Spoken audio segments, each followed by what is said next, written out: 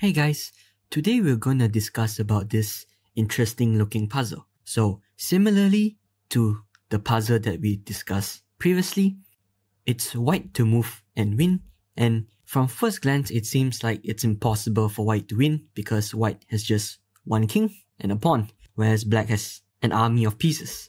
And if you guys take a look at the difference in material, black is actually plus 38 material difference right now. So white to play and win. And again, the first thing and one of the most important things to take note when solving a puzzle is to check the coordinates of the board. So as you guys can see, number 1 is over here at the bottom and number 8 is at the top. This means that white's pawn on h2 is on the starting position and the white pawn would be moving forward this way. Similarly, black's pawn are all moving downwards towards the bottom of the board. Similar with the previous puzzle, the position might look confusing for many of you, since like most people would think that white's pawn are going down this way and black's pawn are going up this way. So I will be constantly reminding you guys where the pawn moves throughout this video. Another interesting thing to note is that Stockfish doesn't know the solution to this puzzle yet. As you guys can see, he evaluates this position as 0.00, which is honestly quite surprising considering that white is down 38 points in material. Alright, so let's try to solve this puzzle together and I'll guide you guys throughout this video. So it's white to move, and the first thing to note is obviously we want to push our pawn forward all the way to the H rank and to promote into a piece. What piece? We don't know yet. And we'll get to that later. And the second thing to note is that most of black's pieces are actually stuck and they can't move. So if you guys can see, all these pieces over here that I highlighted are actually stuck and they're unable to move. The only pieces that can move are the queen and the knight for black, because remember, black's pawns are moving downwards this way since number 1 is at the bottom of the board, so only the queen and knight can move. The queen only has 2 squares to move, which is back and forth on a1 and a2, so we don't really care about the queen. However, the knight can move up, and if this pawn on e2 were to promote into any piece, even though our king can capture, the rook will be able to escape, and we don't want that to happen. So the first move for white should be quite clear, and that's to capture the knight on e1 and to prevent this pawn from pushing up. So as long as we keep our king here on e1 and not move it, we can block this pawn from promoting, which will not allow black's rook to come out and attack our pawn. Another thing to note is our king can't go to f1 because remember, pawns are moving down this way, so the pawn controls the square on f1. Alright, so since all of black's pieces are stuck, the only moves for black is to play the queen to a1 and queen to a2 back. That's the only things that black can do. So now we need to push our pawn forward and try to promote it into a piece. And here comes the most important question in the puzzle. Do we push our pawn up 2 moves, or do we push up our pawn 1 move only? It seems like it doesn't really matter for now, whether it's 2 moves or 1 move, and a very common and natural thinking would be we want to push up our pawn 2 moves so that we can promote it to a queen faster and checkmate our opponent. We are unable to see the difference whether to start with pushing up 2 moves or 1 move for now, so let's just say we go with the norm, which is to push up our pawns 2 moves. So black only can move his queen, and we just march up our pawn all the way down the board. Now here comes the next important question. What piece do we want to promote our pawn to? Pause the video if you guys would like to think and try and find some ideas. What's the difference if we promote it into a queen, a rook, a bishop, or a knight, and try to see what piece we should try to promote to. In the meantime, if you're finding this content enjoyable and want to see more videos like this, please take a moment to hit that like button and subscribe to our channel. Your support is greatly appreciated and it helps us continue creating amazing chess content for you. Also, don't forget to comment down below with your thoughts about this puzzle. Alright, so now let's discuss what piece should we promote to. A very obvious choice would be to promote it into a queen, right? Because queen is the most powerful piece on the board. So let's see, if we promote it into a queen, is there any way our queen can capture some pieces or give checkmate to the black king? because now we're still down 27 points in material. So a very obvious threat we can see is we can move our queen here to h6 to attack and try to give checkmate on d2, capturing the rook. However, this is impossible because the rook is defended not only by the knight, but defended by this pawn on c3 as well. Remember, black's pawns are moving downwards to the first rank. So promoting to a queen doesn't seem like we can achieve anything with it, because even if we capture the pawn over here, this pawn is actually defended by the knight and defended by this pawn as well. So obviously our queen can go behind these pawns to capture this pawn, followed by this pawn, and then maybe followed by this rook. But however, after capturing all these three pieces, looks like our queen can't really progress down the board as all the remaining pieces are protecting each other. So a queen seems like doesn't work out. Now let's see what if we promote it into a rook. Same thing, a rook doesn't really offer much in this position as there's no entry points for the rook to enter. So what about a bishop? Bishop is basically same as the queen. Even though we get our bishop here on h6, we can't capture on e2 because it's defended by the knight and defended by the pawn. So not a bishop. What about a knight then? What happens if we promote to a knight?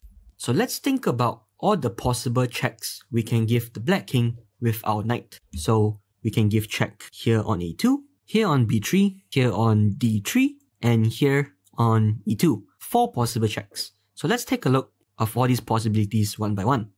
So in order to get our knight to a2, we first have to go through either b4 or c3. And that seems quite impossible because c3 is defended by this knight and this pawn. And if we want to go from b4, even though we can capture this pawn on c5 first as it defends the pawn, but the b4 pawn is also defended by the bishop and the rook as well. So that's impossible. What about knight to e2 then? So knight to e2, again defended by the pawn, by the rook, and by the bishop. So it's quite impossible to get the knight in to e2. What about to d3 then? Can we get our knight to d3?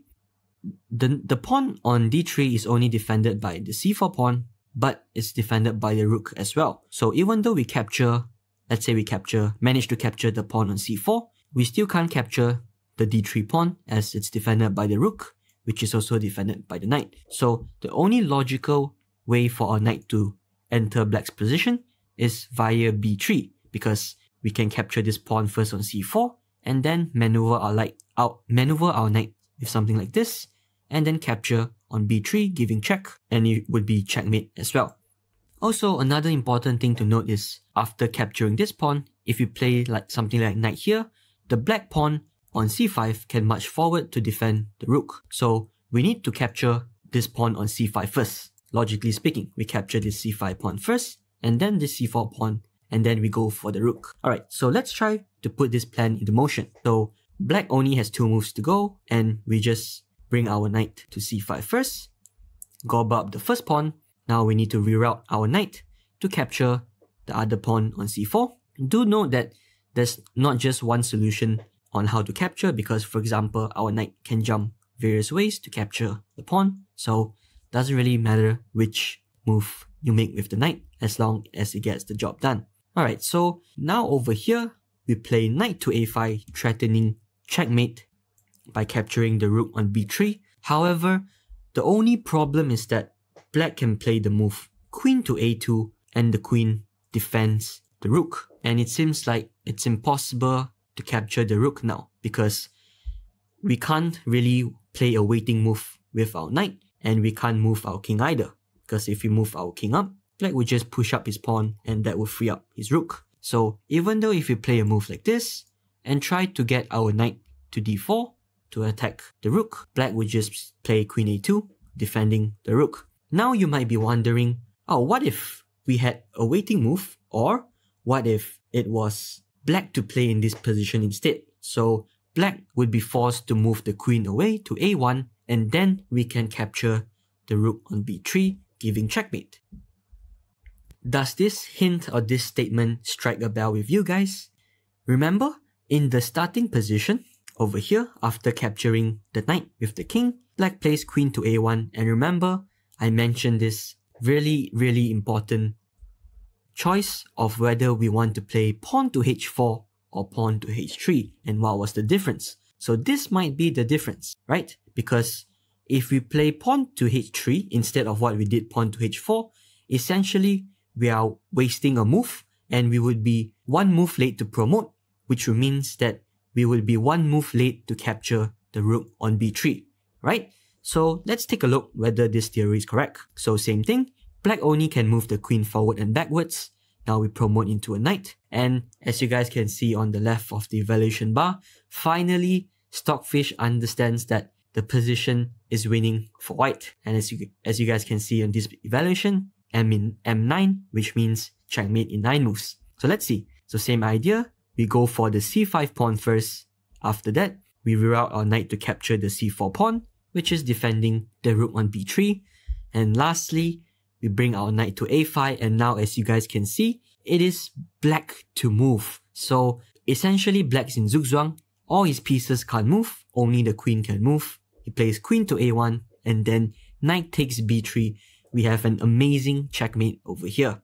Now last but not least, I have another line to show you guys in which why do we need to capture the c5 pawn first before capturing the c4 pawn. So let's see. We play h3, which we know was the correct move to win in this position. And after we get our knight, now instead of bringing our knight, earlier on we showed to d8 and then to e6 to capture this pawn. Now let's see what if we played knight to e5 instead, going for this pawn immediately and then going for the checkmate like this.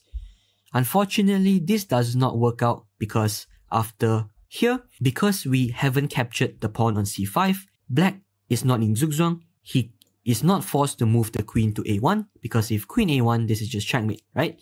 So instead of moving the queen, because the pawn is still here on c5, he can push up the pawn. We can't capture the rook yet, and if we capture the pawn on c4, now this is just unfortunately a draw as the queen goes back to a2, protecting the rook. And this is same as the first line that I showed earlier, where it's just a draw as we can't make any further progress. Alright, and lastly, just a quick recap for you guys on how did we solve this puzzle. So firstly, we mentioned that all of black's pieces are stuck, only the queen and the knight can move, because remember, white's pawns are going up this way and black pawns are going down this way. So we don't really care about the queen moving, and we capture the annoying knight first. Also, by capturing the knight, we prevent any pawn moves from black, which will potentially free up his rook.